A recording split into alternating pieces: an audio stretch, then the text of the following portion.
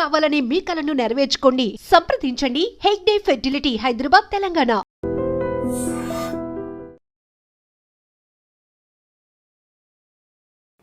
నమస్తే, welcome back to IT media. నేను మీ Jhansi. Summer వచ్చేసింది, మనకి కూల్ డ్రింక్స్ తాగాలనిపిస్తూ ఉంటుంది. బయట చల్లగా కనిపించే ఏ డ్రింక్ చూసినా కానీ అలా ఎండలో వెళ్ళి చక్కగా తాగేస్తూ ఉంటాము. మరి అందులో షుగర్ కంటెంట్ ఉంటుంది. దానికి ఆల్టర్నేటివ్గా ఓఆర్ఎస్ని కూడా చాలా ఎక్కువగా తాగుతూ ఉంటారు. మరి ఎందుగలవాడు అందులేడు సందేహం అవ్వలదు అని కల్తీలో కూడా ఇది కల్తీ ఉంది, ఇది కల్తీ లేదు అని ఈ మధ్యకాలంలో చాలా ఎక్కువ చూస్తున్నాము. చిన్న పిల్లలు తాగే పాల దగ్గర నుంచి పెద్దవాళ్ళు యూజ్ చేసే కూరగాయలు అన్నిటి వరకు కల్తీ చేస్తున్నారు. కాబట్టి అసలు కరెక్ట్ ఓఆర్ఎస్ని మనం తెలుసుకోవడం ఎలా, ఈ షుగరీ కంటెంట్ ఎక్కువగా తీసుకోకుండా అవాయిడ్ చేయడం ఎలా, ఈ టాపిక్ తెలుసుకుందాం. ప్రస్తుతం అంతా ఉన్నారు MD paediatrics doctor Brinda Reddy గారు. నమస్తే అండి. నమస్తే అండి. మ్యామ్, ఓఆర్ఎస్ అన్నప్పుడు అందరికీ ఒక ఎలా అంటే అసలు ఒక చాలా పెద్ద మెడికేషన్ లాగా చూస్తూ ఉంటారు. అంటే నీరసం వచ్చినా కానివ్వండి, కొంచెం ఓన్లీ పేషెంట్స్కి కాకుండా ఇంట్లో విమెన్ కానీ పిల్లల్లో కానీ ఏదైనా వాళ్ళకి హెల్త్ బాగాలేకపోయినా కూడా వెంటనే ఓఆర్ఎస్ తీసుకొస్తూ ఉంటారు. మరి as per WHO guide lines ప్రకారం అసలు ఓఆర్ఎస్ని ఎలా చూస్ చేసుకోవాలి, మనం వేటిని అవాయిడ్ చేయాలి ఓఆర్ఎస్ కొనేప్పుడు? సో ఇండియాలో diarrhoea is the third leading cause of deaths అండి. Under 5 years 13% of the cases మార్టాలిటీకి diarrhoea is the cause. WHO UNICEF ఒక ఓఆర్ఎస్ రికమెండేషన్ ఇచ్చింది, లో ఆస్మోలాలిటీ ఓఆర్ఎస్. అదేంటంటే 245 milli-osmoles per liter అనేది ఉండాలి. ఈ ఓఆర్ఎస్ అనేది చాలా ఇంపార్టెంట్, ఎందుకంటే diarrhoea main treatment ORS, probiotics and zinc అండి. సో ఓఆర్ఎస్ అనేది లో ఆస్మోలాలిటీ అనేది 2004 నుంచి స్టార్ట్ అయింది. దీన్నే IAP కూడా అడాప్ట్ చేసుకుంది. సో గవర్నమెంట్ ఆఫ్ ఇండియా కూడా ఇది అడాప్ట్ చేసుకొని అందరు ఏజెస్కి irrespective of the cause of diarrhoea low osmolarity ORS 245 milli-osmoles per liter మాత్రమే ఉండాలని చెప్పారు. ఇది మనకి కమర్షియలీ అవైలబుల్ చాలా ప్రోడక్ట్స్ ఉన్నాయి. సో కన్ఫ్యూజ్ అవ్వకుండా ఎప్పుడు తీసుకున్నా ఆ లేబుల్ మీరు క్లియర్గా చెక్ చేసుకొని తీసుకోవాలి. WHO అప్రూవ్డ్ ఫార్ములా అని ఉన్నది మాత్రమే తీసుకోవాలన్నమాట. జనరల్ గా వేరే వాటి మీద కూడా WHO అప్రూవ్డ్ అంటే లేదు, ఉండదు. అది it's not right, they cannot keep it like that.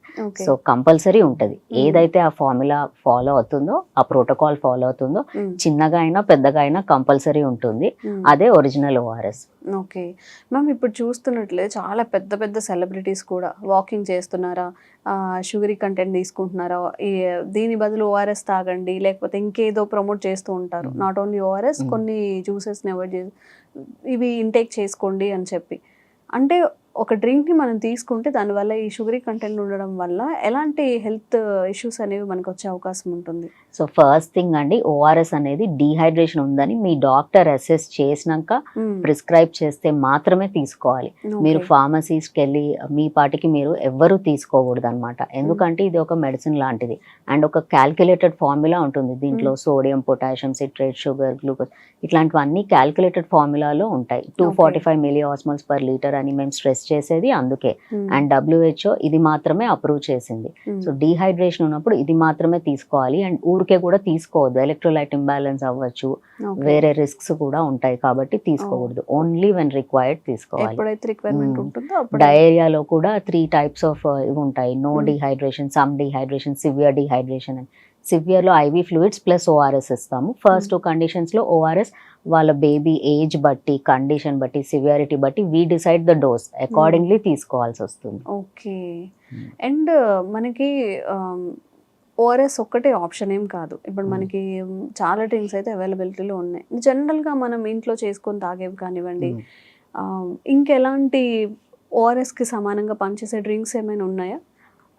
Equal ఉండవు కానీ క్లోజ్ టు ఓఆర్ఎస్ ఉంటుంది. ఓఆర్ఎస్ ఎమర్జెన్సీ ఉంది, ఓఆర్ఎస్ అందుబాటులో లేదు అన్నప్పుడు ఇలా తీసుకోవచ్చు. గంజి తీసుకోవచ్చు లేదా కోకోనట్ వాటర్ తీసుకోవచ్చు అండి. This is close to ORS but not a replacement అండి. అది ఒకవేళ మీకు సమయానికి అందుబాటులో లేకపోతే ఇది తీసుకోవచ్చు, హోమ్ రెమెడీస్ లాగా. ఓకే. బట్ ఫైనలీ ఓఆర్ఎస్ తీసుకోవాలి depending on the severity of dehydration. Me doctor చెప్పినంత తీసుకోవాలి. ఓకే మ్యామ్, ఎన్ని హెల్త్ బెనిఫిట్స్ ఉన్నా కొంతమంది అవాయిడ్ చేయాల్సిన వాళ్ళు ఉంటారు. Hmm. ఓఆర్ఎస్ ని కూడా ఎక్కువగా తీసుకోకూడదని మీరు ఇప్పుడు చెప్తున్నారు కాబట్టి ఎలాంటి వాళ్ళు ఓఆర్ఎస్ ని తీసుకోకూడదు, అంటే ఈ షుగరీ కంటెంట్ ఉన్న వాళ్ళు ఎవరు తీసుకోకూడదు? అలా ఏం ఉండదండి. When there is dehydration doctor decide చేస్తారు. ఓకే. ఆల్ ఏజెస్ కి ఆల్ డిహైడ్రేషన్ కండిషన్స్ కి యూనివర్సల్ ఓఆర్ఎస్ ఒకటే ఓఆర్ఎస్ ఉంటది.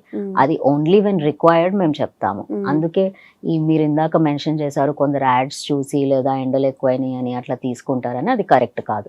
ఓన్లీ వెన్ రిక్వైర్డ్ తీసుకోవాలి. మ్యామ్, ఇప్పుడు ఆల్రెడీ సమ్మర్ స్టార్ట్ అయిపోయింది. మనం బయటికి వెళ్ళినట్టయితే టెంపరేచర్ చాలా ఎక్కువగా ఉంటున్నాయి. మరి వడదెబ్బ తగలడం అంటూ ఉంటారు. ఎక్కువగా ఎండలో తిరిగినప్పుడు మనం చాలా హెల్త్ చాలా పాడవుతుంది, చాలా నీరసం అయిపోతూ ఉంటారు. ఇప్పుడు ఈ సమ్మర్కి ఎలాంటి జాగ్రత్తలు పాటించాలి? సో వడదెబ్బ, హీట్ స్ట్రోక్ అనేది more than body core temperature more than 40 degrees Celsius, అంటే internal organs and tissues temperature more than 40 degrees Celsius ఉంటే హీట్ స్ట్రోక్ అని అంటాం అనమాట. ఇది ఎవరికి రిస్క్ ఎక్కువ ఉంటుందంటే elderly people, senior citizens, children, లేదా అథ్లీట్స్, లేదా అవుట్డోర్స్ వర్క్ చేసే వాళ్ళందరికీ, లేదా sometimes weather very bad ఉంది, హీట్ వేవ్ ఉంది, ఇలాంటప్పుడు రిస్క్ ఎక్కువ ఉంటుంది.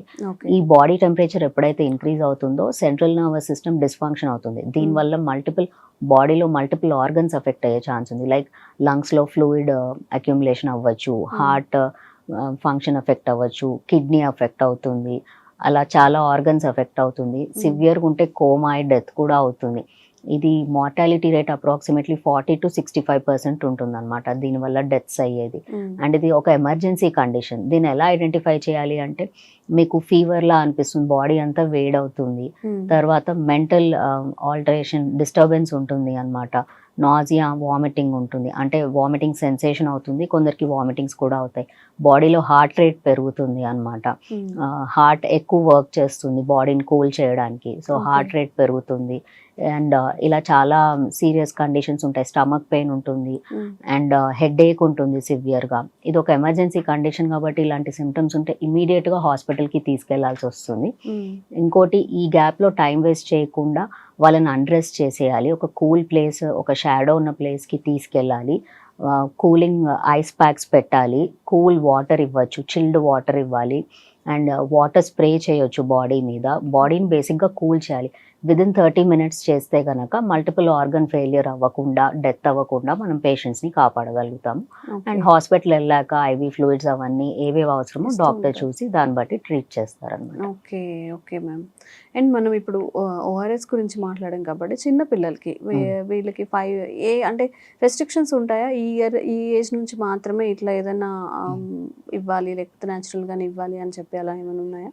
సో నేను ఇందాక మెన్షన్ చేసినట్టు బర్త్ నుంచి 6 months వరకు ఎక్స్క్లూజివ్ బ్రెస్ట్ ఫీడ్స్ అంటాం, అంటే తల్లి పాలు తప్ప ఇంకేమీ అవసరం లేదు. ఒకవేళ సమ్మర్ వచ్చింది లేదా ఇన్ జనరల్ బేబీకి దాహం వేసింది అంటే ఇంట్లో పెద్దవాళ్ళు నీళ్ళు పట్టి ఒక స్పూన్ అంటారు, అది కూడా అవసరం లేదు. తల్లి పాలలో నీళ్ళు 88% దాకా ఉంటాయి, ఆ వాటర్ ఇస్తే సరిపోతుంది అనమాట.